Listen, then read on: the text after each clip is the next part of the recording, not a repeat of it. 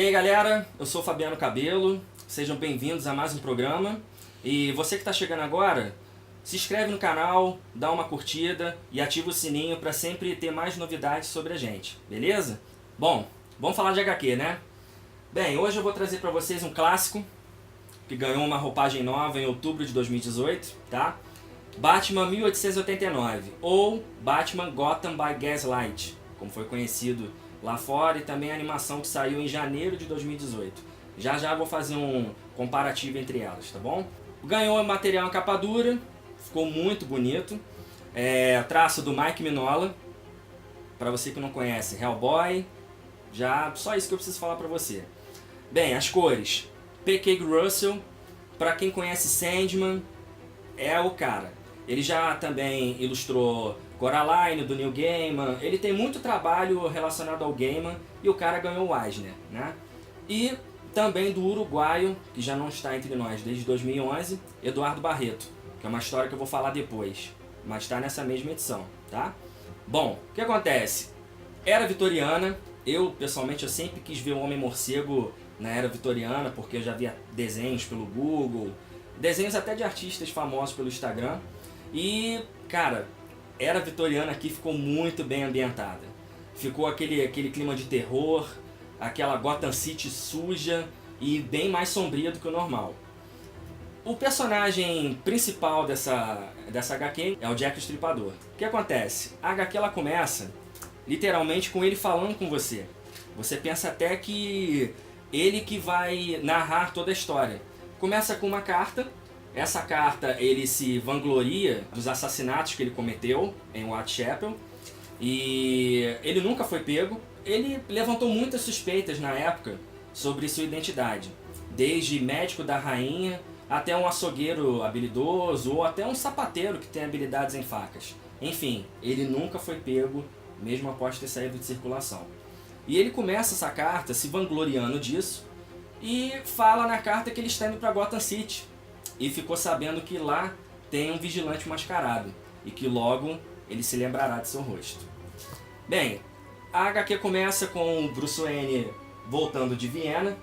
Ele ficou 5 anos fora para estudar mais essa arte de ser um detetive, porque lembrando que essa era vitoriana, o Batman ele tinha que se virar com o que ele tinha. Ele não tinha aquela tecnologia. Você vai ver na HQ os equipamentos que ele usa são bem funcionais, mas ao mesmo tempo bem antigos. Vamos usar essa palavra assim, obsoletos. E ele chega de Viena, encontra uma Gotham City sendo modificada pela Revolução Industrial e ao mesmo tempo que ela está muito mais violenta. Como é que ele chega a essa conclusão? Ele vai até o Gordon, direto, para já estar a par dos acontecimentos, e o Gordon já mostra o jornal para ele. Lembrando que nessa época, os vilões que nós conhecemos do Homem-Morcego, eles não são apresentados aqui. Eles começam meio que como se fosse easter eggs. Por exemplo, ele mostra o jornal pro Bruce falando de um incidente, de um cara que ele atacava as pessoas com um ácido, e quando a polícia foi pegá-lo, ele despejou o ácido nele mesmo, causando um sorriso. Pegou a referência? Então, essa HQ ela fala nesse sentido. Tem alguns personagens que você já conhece, mas eles estão com outro contexto. O Harvey Dent, ele está realmente como um promotor. O Gordon não é comissário.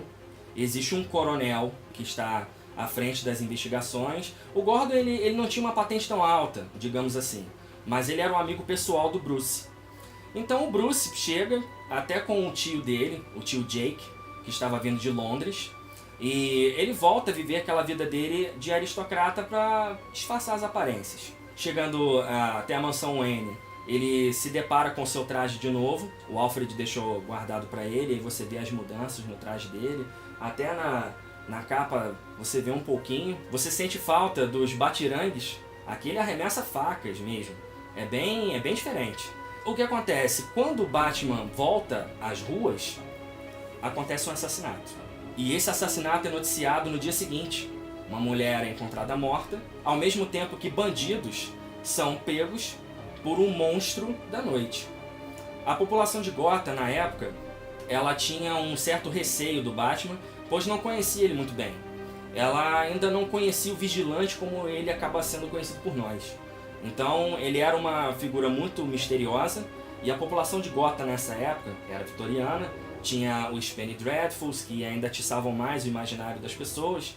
Eles eram muito supersticiosos, então ele era encarado como um ser sobrenatural. Ele não era nem humano, era um monstro, um morcego gigante, era assim que eles se dirigiam até ele.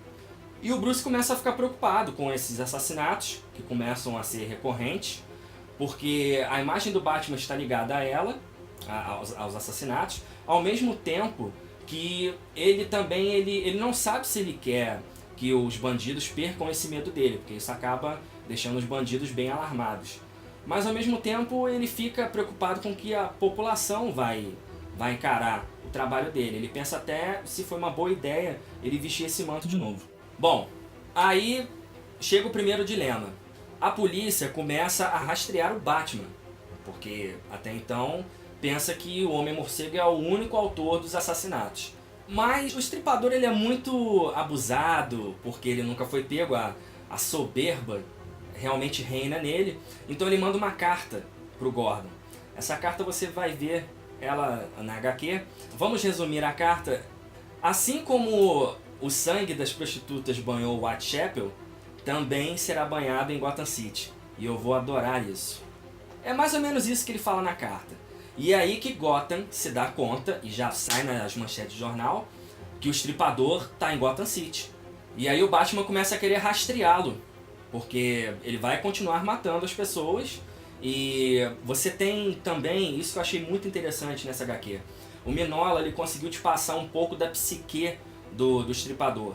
Porque ele sempre imagina, toda vez que ele vai matar uma vítima, ele fica pensando, ela está rindo de novo, e eu tenho que fazer ela parar de rir. Ou seja, nas vítimas que ele faz, ele imagina sempre uma pessoa. E na HQ você vai descobrir quem é essa pessoa. Bem, o Batman, nesse inteirinho, ele consegue até quase que pegar o Estripador, mas ele não contava que Bruce Wayne fosse ser incriminado.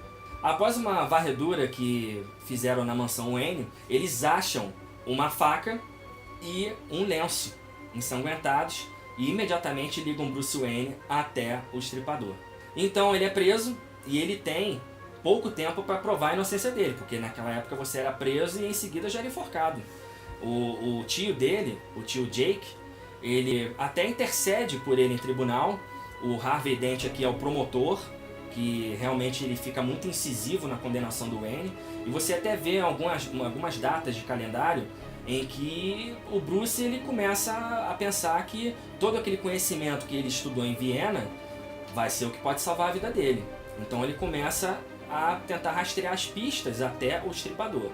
Bem, a gente para aqui para fazer um paralelo. A animação, que foi lançada em janeiro de 2018, essa animação ela te traz personagens novos. Então o que acontece? Para você que está lendo a HQ, vai ver a animação ou vice-versa, e você vai sentir falta disso a princípio. Eu particularmente não fiquei incomodado com essa adaptação, porque eu imaginei como se fosse uma animação estendida do que é a HQ. Enriqueceu a leitura. Mas assim, a animação, por exemplo, ela apresenta Selina Kyle, Mulher Gato. Na HQ não tem. A Era Venenosa ela aparece como um easter egg, meio que no começo da animação. Na HQ não tem. E também você vê que as motivações do Estripador são diferentes e o final também é diferente. Então o final da HQ, pra mim, fez mais sentido do que o final da animação. A animação, no meu ponto de vista, ela pecou nesse aspecto, certo? Bem, como destaque da HQ, eu posso falar com vocês que a arte do Mignola, ele captou muito bem tudo que ele quis passar. Bem, o Craig Russell, a gente já conhece ele pelas ilustrações expressivas que ele tem em Sandman. Então ele consegue captar muito bem o traço do Mignola e enriquecer o trabalho que já foi feito. Então eu acho que essa história aqui ela tem que ir para a estante de qualquer colecionador do Homem-Morcego. Ela não pode faltar. E a história depois dessa HQ aqui, que é o Mestre do Futuro, ela foi escrita pelo Eduardo Barreto. Esse cara, eu não conhecia ele até ler essa HQ aqui. Depois eu comecei a pesquisar um pouco. Ele simplesmente foi um dos caras mais conceituados na DC na época que ele escreveu. Tanto que o conto é muito bom. Bem, nesse conto do Mestre do Futuro, esse cara, ele era um aristocrata que ele queria que Gotham City não evoluísse. E ele é muito excêntrico, muito fanático com a causa dele. Eu pessoalmente, eu achei a motivação dele, você vê que ele é bem doentio, mas ele é um cara bem classudo. Mas o que me chamou a atenção nesse conto? As funcionalidades do equipamento que o Batman usa. O Batman que, por exemplo, ele era um ótimo esgrimista. Então você vê algumas cenas de luta assim, com esgrima. Você vê que o Batman, ele meio que tem uma hora que ele pega uma asa delta, basicamente, para perseguir um balão que ele está atrás, que é um balão meio tecnológico pro tempo. E esse cara, ele quer explodir Gotham. Já que ele não pode impedir o crescimento, então que seja expurgado.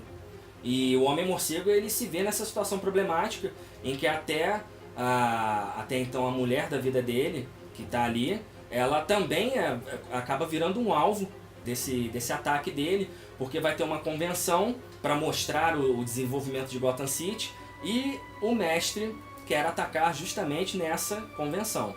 Bem, gente, a HQ é muito boa. Para você que assistiu a animação, pega a HQ, que é muito, muito legal. Para você que já leu a HQ e tá meio... será que a animação vale a pena? Eu acho assim, uma complementa a outra, tá? O final da HQ realmente para mim é muito melhor. A animação, para mim, como eu já disse, é uma extensão do que foi passado ali. Bom, você que ficou interessado em conhecer mais algum outro trabalho, alguma outra HQ que o Estripador esteja presente, porque cinema a gente já sabe que adaptaram algumas obras. Eu tenho aqui uma dica para você. Isso mesmo, o nosso mago inglês teve um embate com o nosso temido Estripador.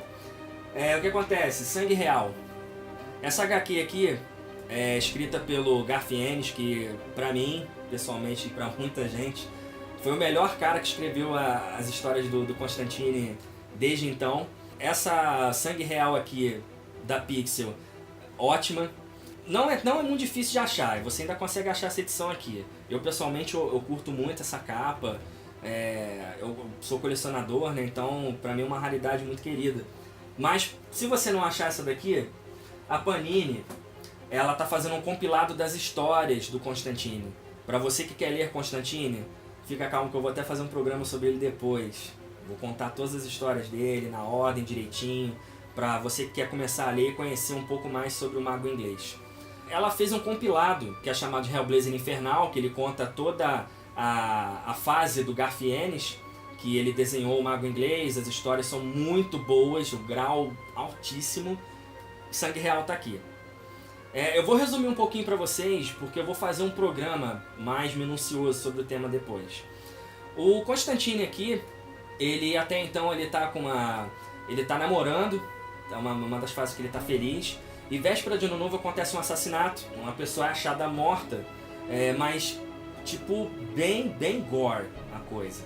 E eles descobrem que o assassino, ele foi possuído pelo mesmo demônio que, aqui nessa HQ, possuiu o corpo do Jack o Estripador.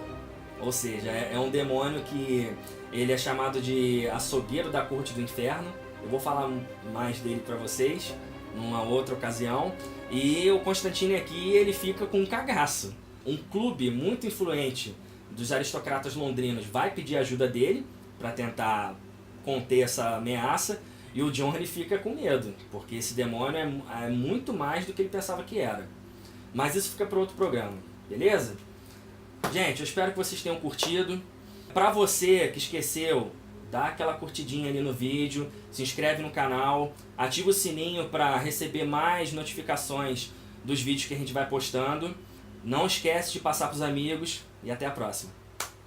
Pelo anti-herói, né? Eu considero ele como um anti-herói nessa HQ aqui. Não considero anti-herói porra nenhuma, porque o cara é um psicopata, caralho. Exato, isso que eu ia falar.